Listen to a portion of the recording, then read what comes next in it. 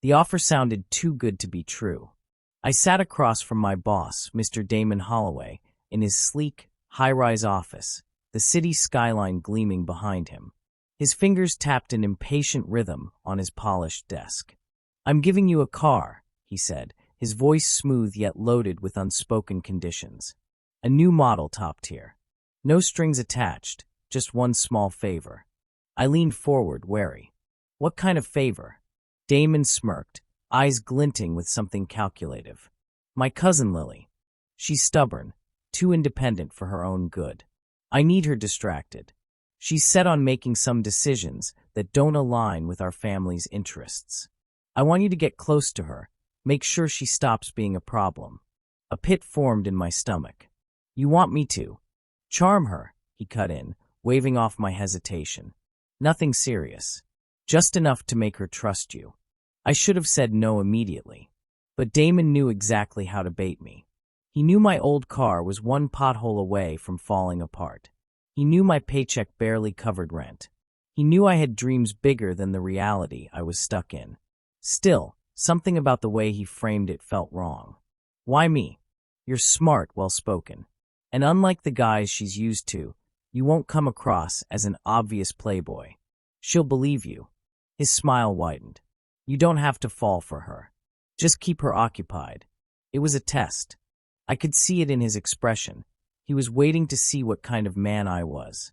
I hesitated, turning the idea over in my mind. A car. Freedom. A chance to stop worrying about repairs, bus schedules, late-night shifts. And Lily. She was just a name, a stranger. What harm could it really do? Still, something gnawed at me. "What exactly do you gain from this?" Damon's gaze darkened slightly. "She's considering choices that would embarrass the family. I want to protect her from herself." His tone was clipped, final. I knew better than to push for more. I inhaled sharply, my moral compass swaying under the weight of temptation.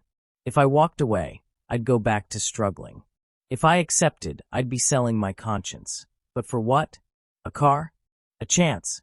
Damon's voice pulled me from my thoughts. "This is a once-in-a-lifetime offer, my friend. Think carefully." I swallowed hard. A deal with the devil. A road I couldn't unwalk. Still, I heard my own voice say, "All right, I'll do it."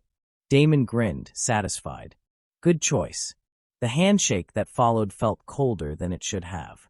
And just like that, I had taken the first step toward something I wasn't sure I'd survive.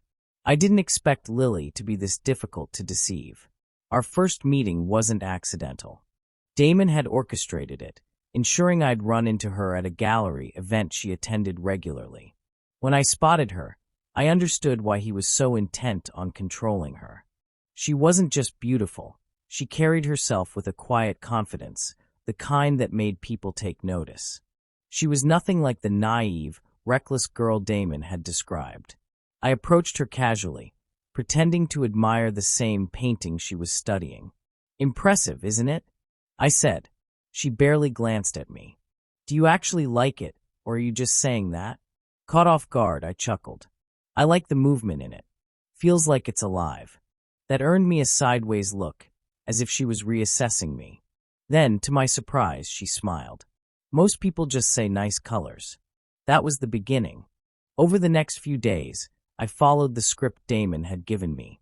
I texted her, ran into her at coffee shops, found excuses to linger in her world.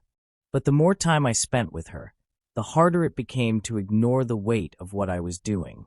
She wasn't just Damon's cousin. She was sharp, funny, and guarded in a way that suggested she had spent too much time being manipulated. She tested people, always searching for sincerity. And yet, she let me in, slowly, cautiously, but genuinely. Guilt settled in my chest like a lead weight. One evening, we walked along the riverfront, the city lights flickering across the water. Lily was unusually quiet. "You know," she finally said, "people are always trying to push me in certain directions. Like I don't know what I want for myself." I forced a neutral expression. "And what do you want?" She exhaled, hugging her arms. "To make my own choices. Without my family pulling the strings." Her eyes flicked to mine. "Without people pretending to care just to manipulate me." The words hit harder than I expected. She didn't know, but she had just described me. I should have told her the truth then and there. I should have walked away. But Damon's voice echoed in my head. Just keep her occupied. Don't get attached.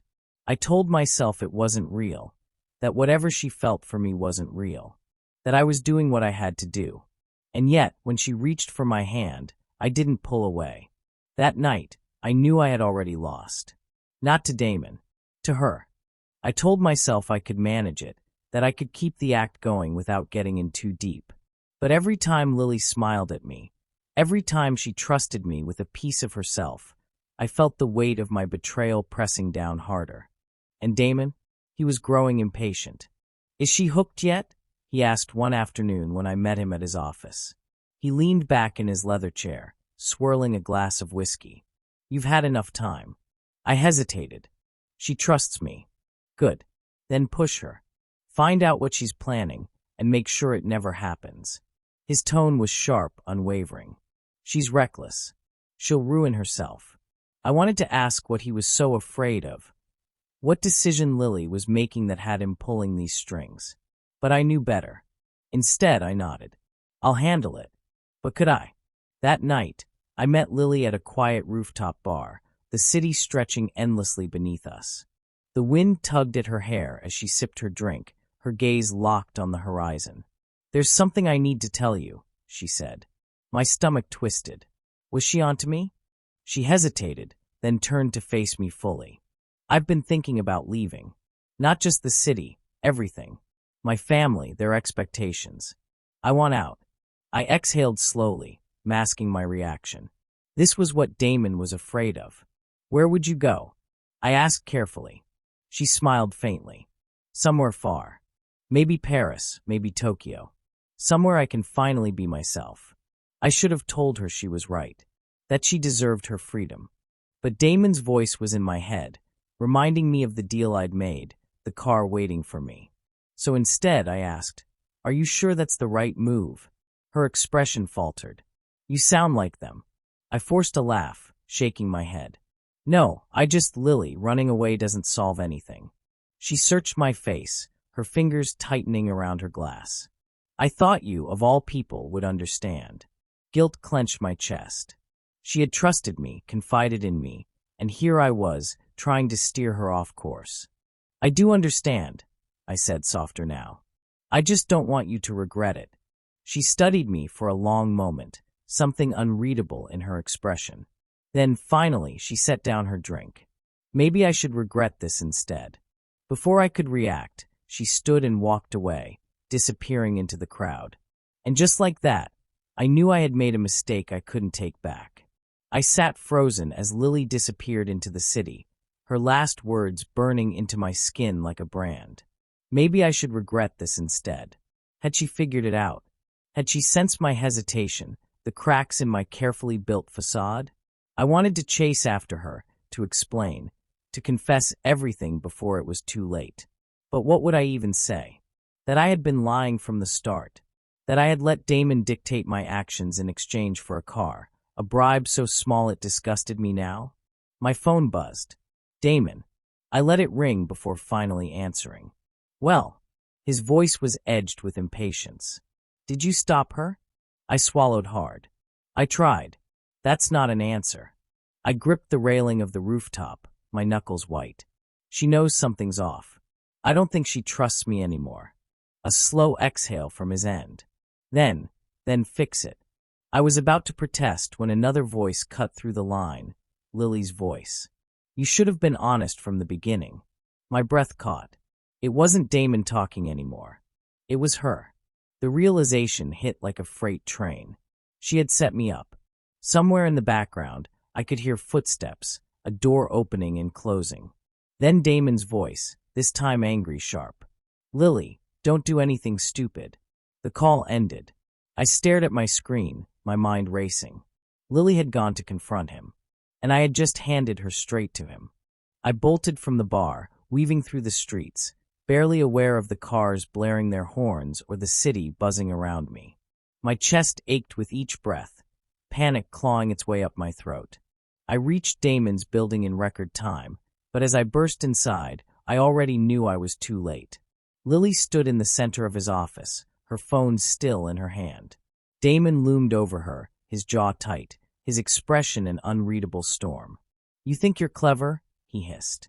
"You think you can just walk away?" Lily's gaze flicked to me, and in that moment I saw everything: the hurt, the betrayal, the realization that I had never truly been on her side.